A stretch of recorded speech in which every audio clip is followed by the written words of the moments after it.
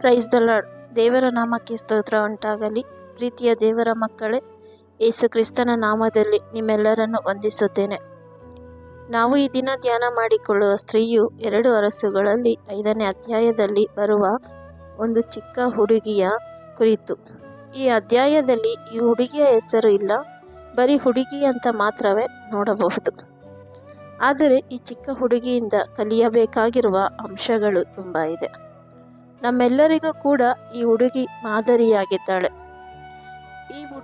ಈ ಹುಡುಗಿಯನ್ನು ಇಸ್ರಾಯೇಲ್ ದೇಶದಿಂದ ಸೆರೆ ಮಾಡಿ ತೆಗೆದುಕೊಂಡು ಬಂದಾಗ ಈ ಹುಡುಗಿ ತನ್ನ ಯಜಮಾನನ ಮನೆಯಲ್ಲಿ ಹೇಗೆ ಆಶೀರ್ವಾದವಾಗಿ ನಡೆದಳು, ದೇವರು ಈ ಹುಡುಗಿಯನ್ನು ಎಲ್ಲಿ ಇಟ್ಟರೋ ಆ ಪ್ರಾಂತ್ಯಕ್ಕೆ ಹೇಗೆ ಆಶೀರ್ವಾದವಾಗಿ ಇದ್ದಳು ಎಂದು ಧ್ಯಾನ ಮಾಡಿಕೊಳ್ಳೋಣ. 2 ಅರಸು 5ನೇ ಅಧ್ಯಾಯ 1ನೇ ವಚನದಿಂದ, ಅರಾಮ್ಯರ ಅರಸನಿಗೆ ನಾಮಾನನೆಂಬ ಒಬ್ಬ ಸೇನಾಪತಿ ಇದ್ದನು. ಯೆಹೋವನು ಇವನ ಮುಖಾಂತರವಾಗಿ ಅರಾಮ್ಯರಿಗೆ ಜಯವನ್ನು ಅನುಗ್ರಹಿಸಿದ್ದರಿಂದ ಅರಸನು ಇವನನ್ನು ಮಹಾಪುರುಷನೆಂದು ಸನ್ಮಾನ ಯೋಗ್ಯನೆಂದು ಎಣಿಸುತ್ತಿದ್ದನು.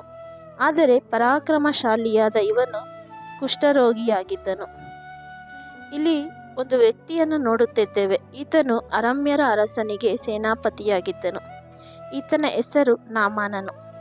ಈ ನಾಮಾನನ ಜೀವಿತವನ್ನು ನೋಡುವುದಾದರೆ ಬಹಳ ಆಶೀರ್ವಾದವಾಗಿ ಇರುವಂಥ ವ್ಯಕ್ತಿ. ಮೊದಲನೇದಾಗಿ ಸೇನಾಪತಿಯಾಗಿದ್ದಾನೆ. ಎರಡನೇದಾಗಿ ದೇವರು ಇವನ ಮುಖಾಂತರ ಅರಾಮ್ಯರಿಗೆ ಜಯವನ್ನು ಅನುಗ್ರಹಿಸುತ್ತಿದ್ದನು. ನಾಮಾನನಿಗೆ ಯೆಹೋವ ದೇವರು ಕುರಿತು ಗೊತ್ತಿಲ್ಲ, ಆದರೂ ಕೂಡ ದೇವರು ಈ ನಾಮಾನನ ಮೇಲೆ ದಯೆಯನ್ನು ಇಟ್ಟಿದ್ದರು. ಮೂರನೆಯದಾಗಿ ಇವನು ಮಹಾಪುರುಷನು, ಯೋಗ್ಯನು, ಪರಾಕ್ರಮಶಾಲಿ ಎಂದು ಹೆಸರುಗೊಂಡಿದ್ದನು. ಆದರೆ ಇಷ್ಟು ಒಳ್ಳೆ ಸ್ವಭಾವ ಇರುವಂಥ ವ್ಯಕ್ತಿ ಅವನು ಕುಷ್ಠರೋಗದಿಂದ ಬಾಧಿಸುತ್ತಿದ್ದನು. ನೋಡಿ ಪ್ರಿಯರೇ, ಕುಷ್ಠರೋಗ ಅಂದರೆ ಒಂದು ಶಾಪಗ್ರಸ್ತವಾದ ರೋಗ ಎಂದು ನೋಡಬಹುದು. ಅವರನ್ನು ಎಲ್ಲರಿಂದ ದೂರನೇ ಇಡುತ್ತಾರೆ. ಯಾರು ಕೂಡ ಅವರ ಹತ್ತಿರ ಇರುವುದಕ್ಕೆ ಇಷ್ಟಪಡುವುದಿಲ್ಲ. ಆದರೆ ನಾಮಾನನ ಅಂತ ಒಂದು ಪರಿಸ್ಥಿತಿಯನ್ನು ಏನು ಅನುಭವಿಸಿಲ್ಲ, ಅಂದರೂ ಕೂಡ ಆ ಒಂದು ರೋಗದಿಂದ ಬಾಧಿಸುತ್ತಿದ್ದನು.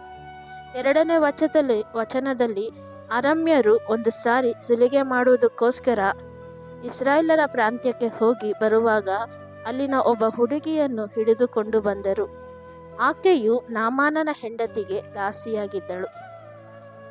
ಈ ವಚನದಲ್ಲಿ ಅರಾಮ್ಯರು ಸುಲಿಗೆ ಮಾಡುವುದಕ್ಕೆ ಇಸ್ರಾಯೇಲನ ಪ್ರಾಂತ್ಯಕ್ಕೆ ಹೋಗಿರುವಾಗ ಅಲ್ಲಿಂದ ಒಂದು ಚಿಕ್ಕ ಹುಡುಗಿಯನ್ನು ಹಿಡಿದುಕೊಂಡು ಬಂದು ನಾಮಾನನ ಹೆಂಡತಿಗೆ ದಾಸಿಯಾಗಿ ಮಾಡುತ್ತಾರೆ.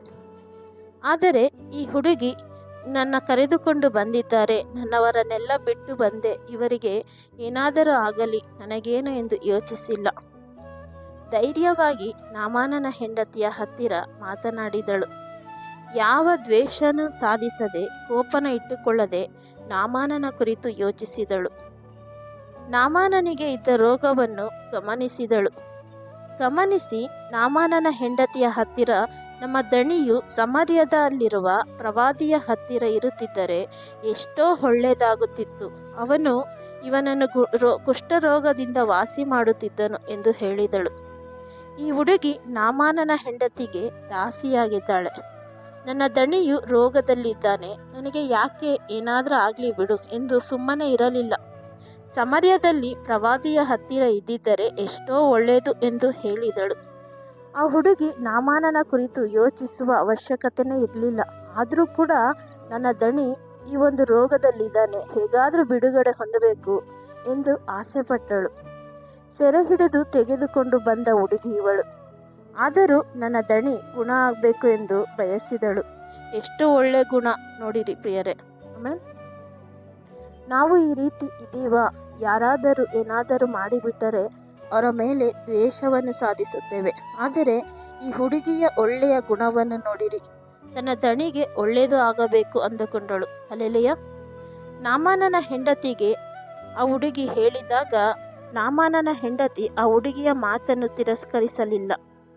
ನಾಮಾನನ ಹತ್ತಿರ ಬಂದು ಹೇಳಿದಳು. ನಂತರ ನಾಮಾನನು ಸಹ ಚಿಕ್ಕ ಹುಡುಗಿ ಮಾತು ಏನು ಕೇಳುವುದು ಎಂದು ಅಸಡ್ಡೆ ಮಾಡಲಿಲ್ಲ. ನಾಮಾನನು ಸಹ ತನ್ನ ಅರಸನ ಬಳಿ ಹೋಗಿ ಹೇಳಿದನು, ಇವರೆಲ್ಲರೂ ಈ ಹುಡುಗಿಯ ಮಾತಿಗೆ ಒಪ್ಪಿಕೊಂಡರು.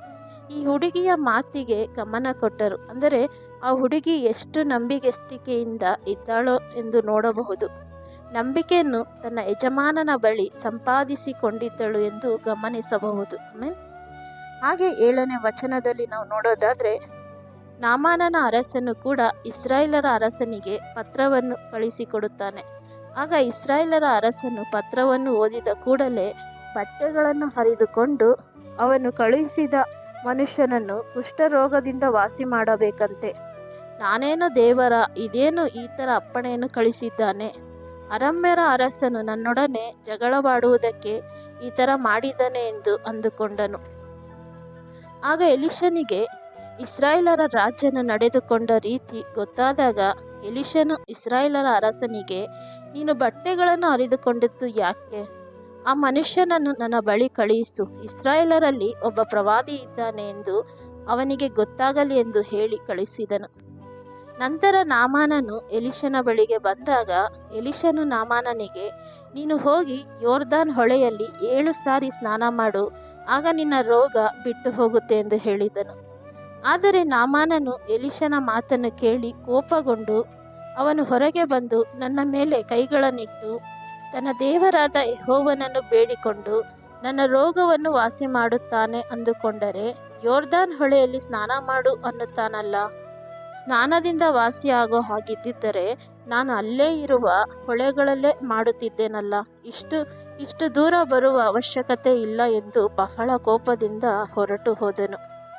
ನಂತರ ನಾಮಾನನ ಸೇವಕನು ನಾಮಾನನಿಗೆ ಹೇಳಿದ್ದೇನೆಂದರೆ, ಅಯ್ಯ, ಆ ಪ್ರವಾದಿ ಏನಾದರೂ ಒಂದು ಕಠಿಣವಾದ ಕೆಲಸವನ್ನು ಹೇಳಿದ್ದರೆ ಅದನ್ನು ನೀವು ಮಾಡ್ತಿದ್ರಲ್ವಾ?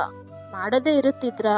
ಮಾಡ್ತಿದ್ರಿ. ಆದರೆ ಬರೀ ಸ್ನಾನ ಮಾಡಿ ಶುದ್ಧನಾಗು ಎಂದು ತಾನೇ ಹೇಳಿರೋದು ಎಂದು ನಾಮಾನನ ಸೇವಕನು ನಾಮಾನನಿಗೆ ಹೇಳಿದಾಗ, ಆಗ ನಾಮಾನನು ಯೋರ್ದಾನ್ಗೆ ಹೋಗಿ 7 ಸಾರಿ ಅದರಲ್ಲಿ ಮುಳುಗಿ ಎದ್ದನು.